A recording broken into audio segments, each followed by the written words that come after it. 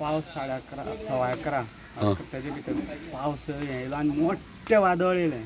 आनी ते अशें वादळ येवन सगळें घुंवन हे सायडीन पडपा ते सायडीन सगळें शेडीचेर पडलें आमच्या लोवणाली ही 3 झाडां थंय 3 फुडें आंब्याची आनी एक पणसाच्या फुडें आनी पडलां ते सायडीन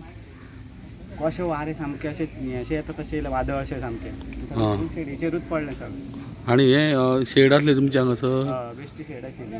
पत्रे बीन घातलेले तुमी बेश्टे पत्रे आशिल्ले तेजे ओके पण कोणाक काय जावना मरे लागोंक ना मरे कोणाक कांय लागूंक ओके कितें म्हणटा हांगासर